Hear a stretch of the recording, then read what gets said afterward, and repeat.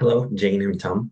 Thank you for both for being here today. Our goal is really simple today. To cut through the noise of the investment world and give you a clear data back for growing and planning your retirement confidently. I've analyzed mutual funds and we have analyzed returns, volatility, risks, and patterns to identify which investments categories consistently perform the strongest over time, right? So today I'll walk you through what the data shows, why it matters, how risk and return behave together, how specific funds categories are the strongest, and finally the recommended strategy tailored to you. Okay, so let's start with sharing my screen. Where is it? Give me 1 second. I don't think I'm sharing it yet, but okay, share that screen. Perfect. Okay, so now that you guys can see it, let me just close that real quick. Alrighty. So let's start with the what. So here's the challenge, right? The market feels very unpredictable, and there are over 10,000 mutual funds available, right? So choosing the right path for your families, it's overwhelming. So the recommendation is to focus on moderate high risk funds, which have consistently produced the strong long-term returns and manageable, right? Across the industry, the average long-term returns remain consistently positive, about 16% over 3 years and 11% over 5 years and 11% over the 10 years, right? So this tells us that even though the market moves up and down with the short term, long-term growth has stayed very strong. Okay. And we can see that over here in this chart. As I was saying, like there is a movement fluctuation over the um, like, but in the long run, it's growing, right? And we can see that over here as well. So yeah, this is why staying invested rather than trying to time the market um, leads to better outcomes. The data shows that across every time frame, returns remain positive and stable. Okay, so let's keep going. Now, this is very important. Um, let's understand the risk levels. To build the right plan, we need to understand risk levels and how they translate into growth.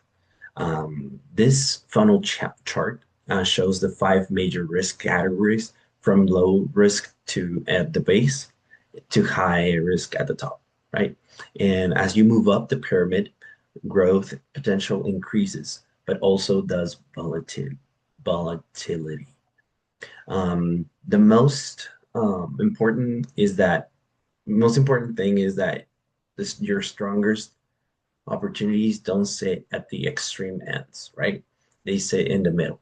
So the moderate high risk, high levels are the ones that you should be aiming when you're looking to invest. Now that we understand these five levels, let's go forward to how risk and return work together. And this might be a little bit overwhelming, but I'll just explain this real quick. Um, so let's go forward. This scatter plot is one of the most important slides in the entire presentation because it breaks down um, the different um, the different risks levels, but also the return levels. So across thousands of funds, the most reliable growth doesn't come from the extremes, as I was explaining it. It comes from the moderate and moderate high risk investments. So um, What you see here is the highest concentration of those strong performing funds isn't at the lowest, right? Um, Not at the highest either, right? They are concentrated in the median over here. So why do you think why do you think is that? So the reason is those categories balance growth and volatility the best, right? Um, so for investors like you with long-term horizon and looking for the goals that we mentioned already, this is exactly a sweet spot.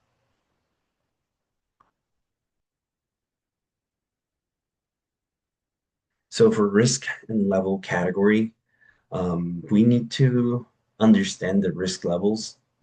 Now that we understand them, um, let's get real to the fun categories, right? Um, each risk has a set of proven investment categories. For example, low risk will short-term bonds, um, short-term bond funds, right? For moderate low risk, corporate bond balance funds. They're slightly more growth, still relatively safe, and often ideal for stability. Okay, so now for moderate risks, they are large blend of like equity funds, right? And they're broadly diversified. That's a really good thing about those. And moderate high risks, the mid cap growth fund, and more movement year to year, which is also a great thing about those. And high risk, the emerging markets and small cap funds. But here's a key insight over here when we're looking at all these funds and like all these numbers, the middle categories, moderate and moderate high, was I was since I've been emphasizing in these ones, consistently deliver the strongest long-term performance. Okay, they're more consistent. Uh, okay, so for the recommended funds for your retirement portfolio, um, these are the ones that I selected for you. Doing some analysis, I think these are the best, the ones that are um, suited for you in your specific situation, right? So the high yield bond is great for stability and capital preservation. The commodity, the commodity focused is steady returns with limited downside risks. The strong long-term growth with balanced risk at the long-short equity, and the large growth in BMCAX has a high growth potential for long-term investors, and the AKA EKJCX in large growth will have a high return opportunity suitable for small allocations, right? So now, what does all that mean, right? Um, Now we have to identify the strongest opportunities. Um, the natural question is, what should we do next, right? This slide gives you an example and a simple, confident plan for investing. So we should stay focused on long-term growth. Um, the, the data supports patience and consistency. We should also allocate primarily the moderate and moderate high categories. This is where the long-term performance has historically been the strongest and the most consistent. And we also use low and high risk. We don't just forget about those. We still use them, but not as much, right? Um, Low risks add stability, and high risks add small boost and high growth potential. So the ideal is to have diversification in all our portfolio. So imbalance risk and return based on your comfort level. So the gauge is on the right show. On the right show, your ideal target zone is around 3.9 for return and 3.3 for risks on a scale to 1 to 3 to 5. So yeah.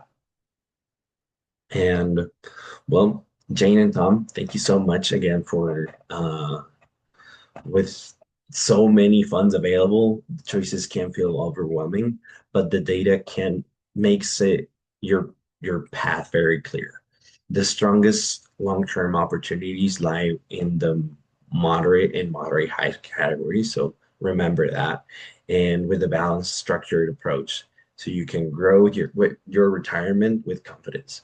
I'm here to help you at any time that you need to take you to the next steps whenever you're ready. Um, Feel free to let me know what do you think about this, and thank you so much for your time.